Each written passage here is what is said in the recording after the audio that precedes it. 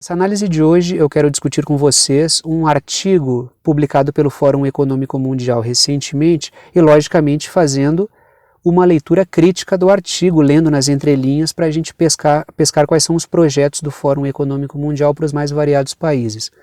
E esse artigo mais recente do Fórum Econômico Mundial, que inclusive eu coloquei no canal do Telegram o link para vocês acessarem no dia de ontem, espero que tenham lido. Quem não leu, dá uma lida, mas com todo aquele cuidado. A discussão que eu vou fazer com vocês aqui nessa análise de hoje é a partir da leitura crítica do artigo do Fórum Econômico Mundial. Quero fazer uma discussão em cima desse artigo. Não tanto em cima de pontos do artigo em si, muito embora eu vá falar em cima disso, mas eu quero discutir o contexto em torno deste artigo, que é o projeto, já que a gente está falando do Fórum Econômico Mundial, e sendo o Fórum Econômico Mundial a racionalização de importantes interesses financeiros transnacionais, a gente está falando do projeto transnacional para o controle, vigilância e expoliação, exploração do continente africano. Só que tudo é apresentado no Fórum Econômico Mundial de uma maneira muito açucarada, por isso que a gente tem que fazer uma leitura crítica. O artigo é cheio de propagandas positivas sobre instituições que a gente sabe que são nefastas. Ele é cheio de apropriações de pautas que são legítimas.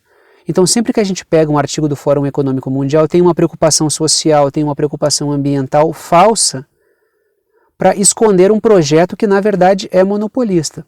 Então, a linha central desse artigo publicado pelo Fórum Econômico Mundial, que a gente vai discutir aqui nessa análise de hoje, é a seguinte: é uma proposição de uma participação maior do FMI junto aos países africanos para que os países africanos superem a atual crise global que a gente está vivendo aí. Repito, é uma proposição do FMI como uma solução para a crise que os países africanos e que no geral o mundo vive, mas no caso em específico desse artigo, é uma proposição de como o FMI pode ajudar os países africanos a superarem a atual crise, o que na verdade é uma questão é um cinismo enorme por parte dos setores transnacionais eles chegarem com essa proposição, já que boa parte dos problemas que o continente africano vive, em boa medida é originado por esses mesmos setores que estão aparecendo com a solução. Então é aquela velha tática. Eu crio o problema e apareço com a solução, e eu vou discutir isso aqui nos meus 6 pontos, que são aquelas 6 anotações que eu trago todos os dias para organizar as ideias aqui nas análises que eu faço no canal. Logicamente que quando a gente fala de um artigo do Fórum Econômico Mundial para superar a atual crise, o tema central dessa discussão é o projeto do Great Reset, que é a reformatação do sistema produtivo global para construir uma realidade ainda mais monopolista. Repito sempre, não é porque eu estou dizendo que uma realidade pior virá que eu estou defendendo a atual realidade de desigualdade socioeconômica que a gente vive. Então a gente tem um ambiente desigual, altamente monopolizado. Mas o projeto do Great Reset vai aprofundar ainda mais esse monopólio, só que com um discurso de resolver os problemas de desigualdade social e os problemas de destruição da natureza. Então esse é o Great Reset. É um projeto monopolista de implosão do sistema produtivo com um discurso ambiental e social. Não à toa a gente vê a tal da agenda da governança social e ambiental, que é um projeto monopolista, justamente com essa pauta da inclusão, da diversidade, do combate à destruição da natureza e assim por diante. Então deixa eu entrar nos 6 pontos aqui e vamos discutir esse artigo do Fórum Econômico Mundial. Leiam vocês e tirem as conclusões de vocês. Claro, leiam com o devido cuidado. Quem quiser acreditar naquela bobagem que o Fórum Econômico Mundial propaga, de que o projeto do Great Reset, o interesse transnacional pode salvar os países e os povos do mundo, acredite, cada cabeça uma sentença, mas eu estou propondo aqui uma leitura crítica. Assim como eu faço leituras críticas dos artigos do Atlantic Council, que é o braço militar do projeto do Fórum Econômico Mundial. Então, tanto o Fórum Econômico Mundial quanto o Atlantic Council, que é um centro de estudos da OTAN, e por isso um braço armado e geopolítico dos interesses das oligarquias financeiras, tanto um projeto quanto o outro, um é a apresentação econômica e o outro é a apresentação geopolítica do mesmo projeto, que é um projeto das oligarquias financeiras transnacionais sediadas no Ocidente. Essa é a proposta do Fórum Econômico Mundial e da OTAN. Primeiro ponto, vamos entrar nos 6 pontos que eu trouxe para a gente discutir aqui nessa análise de hoje. Primeiro ponto, O Fórum Econômico Mundial está propondo mais ações na África utilizando o FMI. Repito, o Fórum Econômico Mundial está propondo mais ações na África utilizando o FMI como solução. Quem conhece um pouquinho da história do Fundo Monetário Internacional sabe muito bem que ele não só não é solução, como ele ainda amplifica os problemas. É assinar um contrato com o demônio. Então, fazer parcerias com o FMI é um péssimo negócio e boa parte dos países sabem disso. Agora aparece o Fórum Econômico Mundial tentando dar uma repaginada no FMI e apresentando ele como aquele que vai solucionar os problemas do continente africano. Em boa medida, essa proposta do Fórum Econômico Mundial, ela pode ser pensada junto com uma proposta que já apareceu num artigo do Atlantic Council tempos atrás. Repito, o Atlantic Council é um think tank, é um centro de estudos da OTAN, da Organização do Tratado do Atlântico Norte. O Fórum Econômico Mundial é o braço econômico e o Atlantic Council a OTAN é um braço militar e geopolítico. Então vamos entender a coisa desse modo. Lembremos sempre, o Klaus Schwab, que é o fundador do Fórum Econômico Mundial, ele foi recrutado pelo Henry Kissinger durante a Guerra Fria para formar um centro de pensamento que contagiasse o ambiente, contagiasse a Europa, o ambiente empresarial europeu com as ideias atlanticistas. Tá? Então vamos entender o Fórum Econômico Mundial e qual é o papel dele.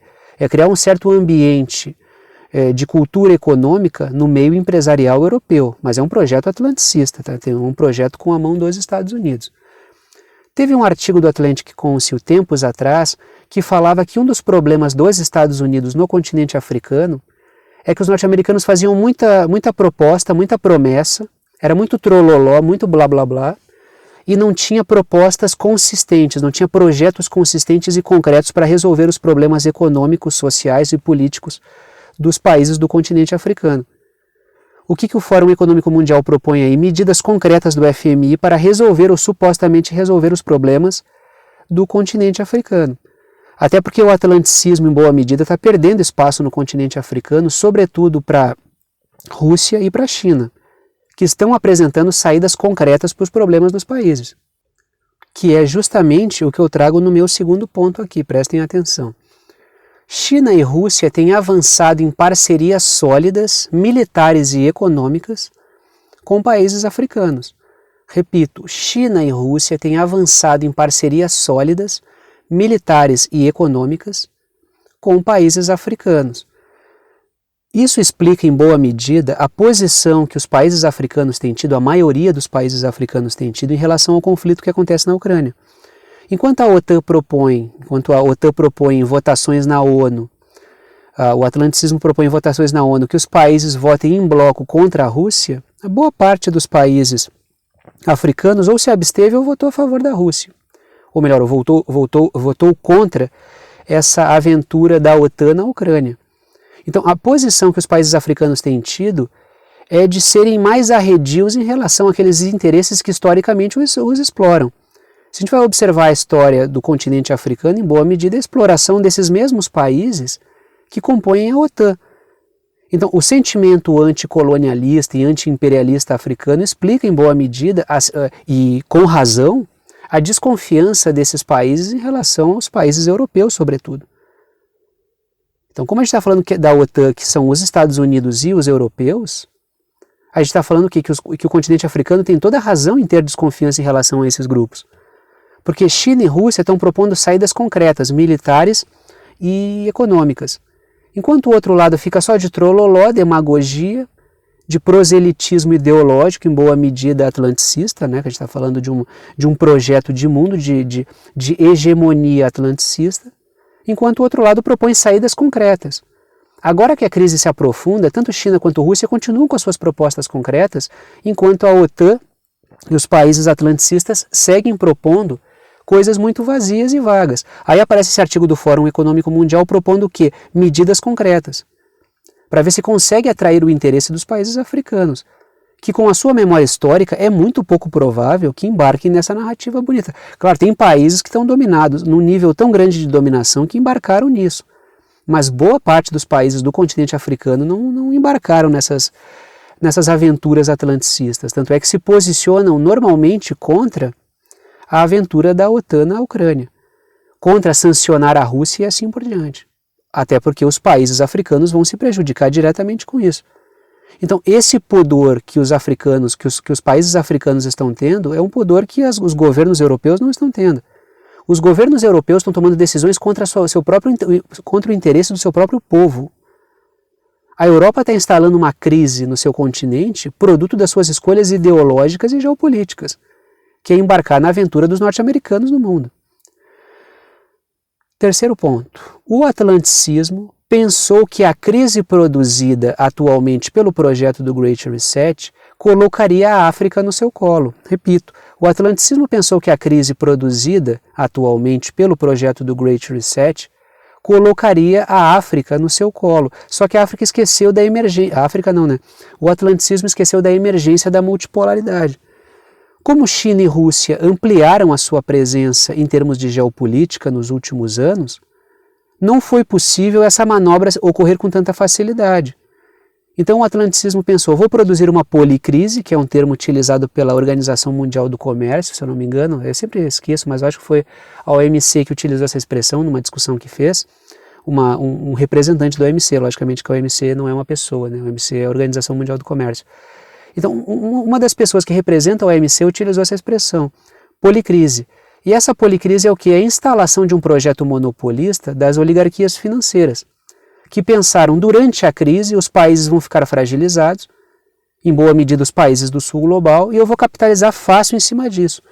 O grande problema é que a emergência de um cenário multipolar, no qual a gente tem mais países colocando seus interesses na mesa, como a gente vê os BRICS no geral fazendo isso, como a gente vê boa parte dos países do sul global, como a gente vê vários países africanos, a maioria, diga-se de passagem, se recusando a embarcar ou apoiar a aventura atlanticista na Ucrânia.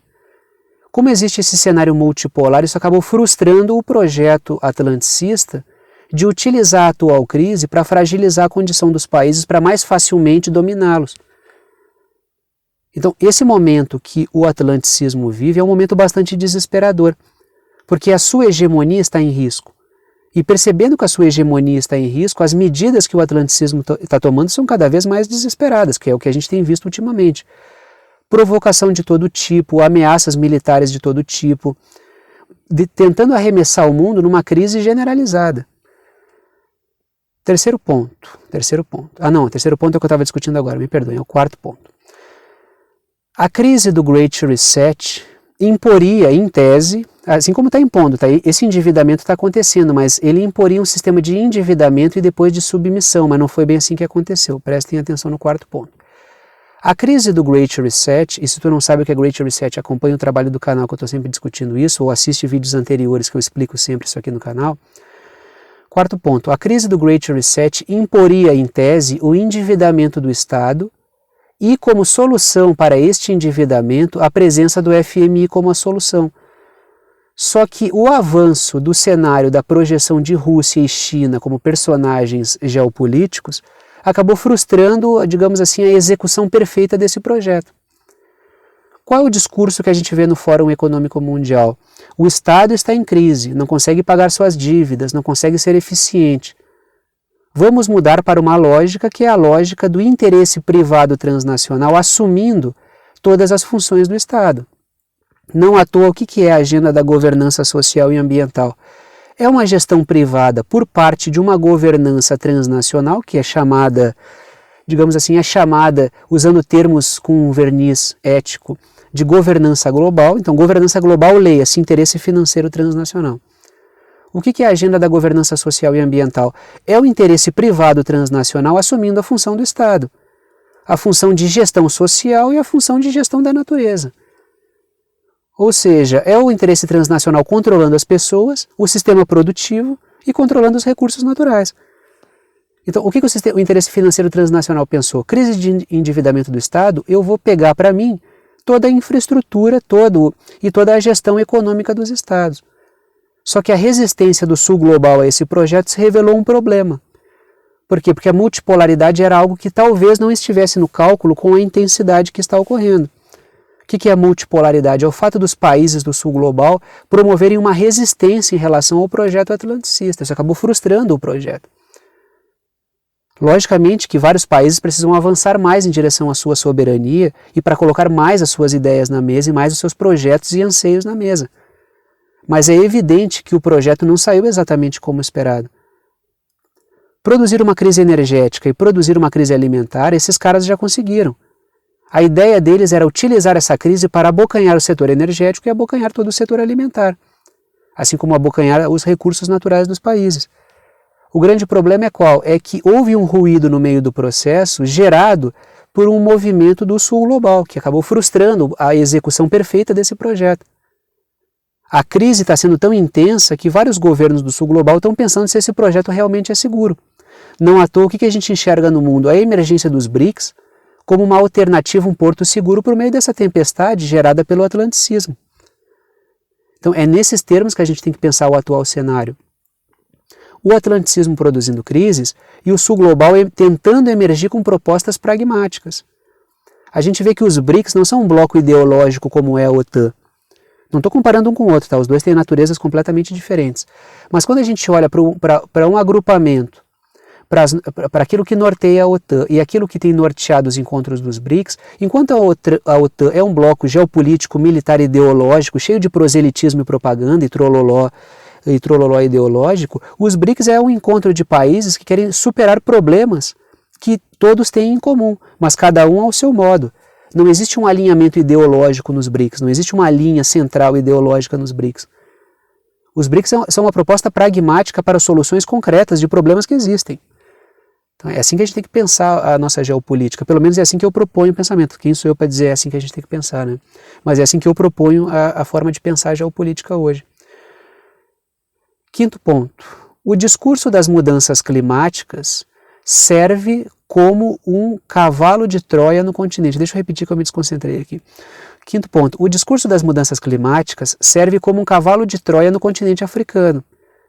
Então, além de ter essa proposta de crise, as soluções que estão aparecendo precisam ser teoricamente ambientais, porque na verdade é só o uso de uma propaganda ambiental para um projeto monopolista. Tanto é que a COP27, que vai acontecer esse ano, se não me engano, eu acho que a COP27 ocorre esse ano, não é a COP26 que foi ano passado, é a COP27.